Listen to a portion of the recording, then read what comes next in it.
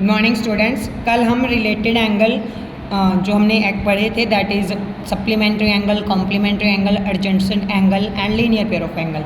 उसमें एक अनदर और एंगल है that is vertical opposite angle. इस एंगल की डेफिनेशन क्लियर करने से पहले हमें कुछ कीवर्ड्स के मीनिंग क्लियर होने चाहिए। सबसे पहला कीवर्ड है इंटरसेक्टिंग। इंटरसेक्टिंग का क्या मीनिंग होता है? कटिंग और dividing something by passing across it, कि कोई चीज़ एक दूसरे को कट करे या डिवाइड करे और किस वे से एक दूसरे को अक्रॉस पास करते हुए, लाइक दिस।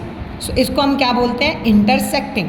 उसके बाद सेकंड कीवर्ड है वर्टिकल। वर्टिकल का क्या मीनिंग होता है? गोइंग स्ट्रेट अप, बिल्कुल एकदम स्ट्रेट डायरेक्शन में अप जाना, इस तरह से, इसे हम बोलते हैं गोइंग अप। और ऑपोजिट का क्या मीनिंग होता है? ऑन द अदर साइड, कि एक दूसरे के ऑपोजिट होना, अदर साइड होना, दैट मीन्स ऑपोजिट साइड होना। इन्हीं कीवर्ड्स के थ्रू हम ये देखेंगे कि वर्टिकल ऑपोजिट एंगल्स कैसे होते हैं। दैट एंगल जो एक दूसरे के ऑपोजिट हो और वर्टिकल हो, दैट मीन्स बिल्कुल एकदम स्ट्रेट अप जाएं, एक दूसरे के ऑपोजिट और गोइंग अप जाएं और इंटरसेक्ट तो कर ही रहे हैं। इन्हीं तीनों कीवर्ड से हम वर्टिकल ऑपोजिट एंगल्स की डेफिनेशन क्लियर कर रहे हैं। लाइक ये हमारे पास एक फिगर है दैट इज़ ए ओ, इसमें डिफरेंट एंगल्स हैं, ए ओ बी, उसके बाद बी ओ सी, सी ओ डी, डी ओ ए, ये 4 टाइप्स के एंगल हैं। अब हमने ये चेक करना है कि इसके वर्टिकल ऑपोजिट कौन सा है। ऑपोजिट मीन्स बिल्कुल अदर साइड होना चाहिए। इस वर्टिकल लाइन के ऑपोजिट कौन सा है? ये दूसरे वाला, दिस वाला एंगल इस वाली लाइन के ऑपोजिट है। ये वाले एंगल का नेम क्या है? एंगल ए ओ बी के वर्टिकल ऑपोजिट कौन है? वर्टिकल ऑपोजिट एंगल क्या, कौन से वाला है? एंगल ए ओ बी के वर्टिकल ऑपोजिट कौन है? एंगल डी ओ सी, एंगल डी ओ सी। उसी तरह एंगल ए ओ डी के वर्टिकल ऑपोजिट कौन है? एंगल ए ओ डी के वर्टिकल ऑपोजिट एंगल कौन है? एंगल बी ओ सी, बी ओ सी। ये होते हैं हमारे vertical opposite angle.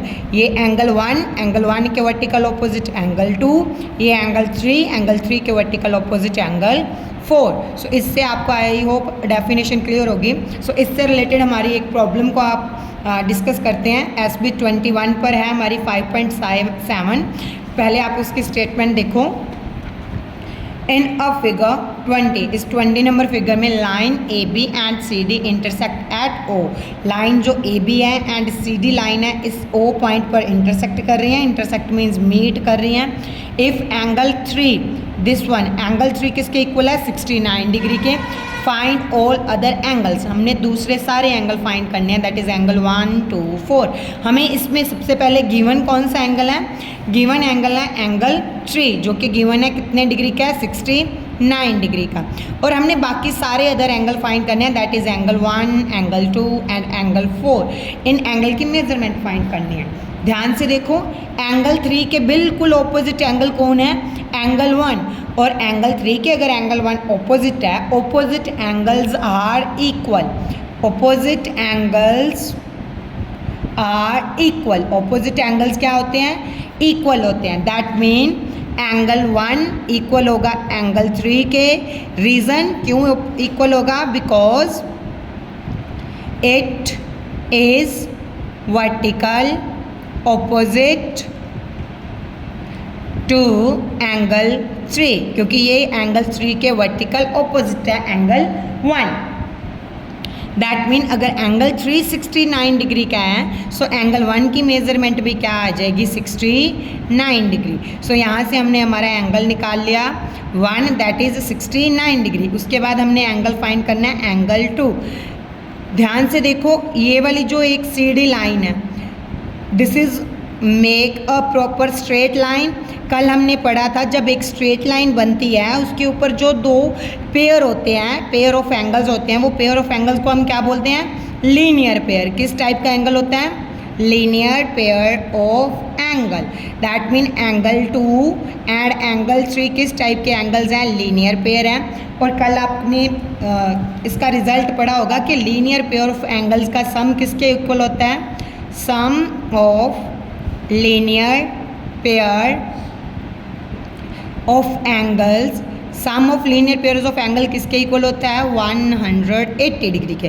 That mean angle 2 और angle linear pair 3 linear pair है, तो उन दोनों का सम यानी कि उन दोनों की एडिशन किसके इक्वल होगी 180 डिग्री के। हमें एंगल 3 ऑलरेडी गिवन था, हम इसको यूज़ करेंगे। एंगल 3 की वैल्यू क्या गिवन थी 69 डिग्री, वो हमने यहाँ फिल कर दी, इक्वल टू 180 रखा।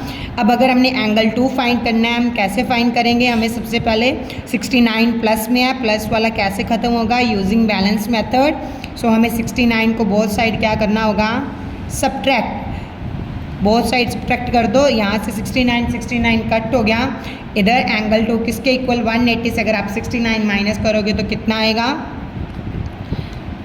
10 में से 9 गया 1, 7 में से 6 जाएगा 1 और पीछे 1 कितने डिग्री का आया एंगल 2 हमारा 111 डिग्री का। एंगल 1 की मेज़रमेंट फाइंड कर ली, एंगल 2 की मेज़रमेंट फाइंड कर ली। अब हमारे पास एक एंगल पेंडिंग रह गया, दैट इज़ एंगल 4, और एंगल 4 एंगल 2 के बिल्कुल ऑपोजिट है, और ऑपोजिट वर्टिकल ऑपोजिट है। वर्टिकल ऑपोजिट एंगल्स कैसे होते हैं equal, that mean angle 2 and angle 4 are vertical opposite. Angle 2 and 4 are vertical opposite, and vertical opposite angles are equal। vertical opposite angles क्या होते हैं equal। that mean अगर हमने angle 2 की मेजरमेंट 111 निकाली है, सो 2 के बिल्कुल ऑपोजिट एंगल कौन सा है एंगल 4। दैट मीन्स एंगल 4 की मेजरमेंट भी क्या होगी 111 डिग्री। सो हमने सारे जो अननोन एंगल्स थे दैट इज़ एंगल 1 की मेजरमेंट आई हमारे पास 69, एंगल 1 की मेजरमेंट आई 69, एंगल 2 की मेजरमेंट आई हमारे पास 111 एंड एंगल 4 की मेजरमेंट आई 111 डिग्री। सो हमने ये तीनों अननोन एंगल फाइंड कर लें using vertical opposite angle. I hope आपको ये टॉपिक अच्छे से क्लियर होगा। अब आपने अपनी SB 21 से सॉल्व करने हैं क्वेश्चन 5.7 टू 5.13, इसी से रिलेटेड हैं। यहाँ देखो 5.7 से लेकर 5.13 क्वेश्चंस आपने इसको सॉल्व करना है। इसके बाद अगर आपको कोई डाउट हो तो हम मंडे को आपके डाउट्स क्लियर कर देंगे। Thank you students.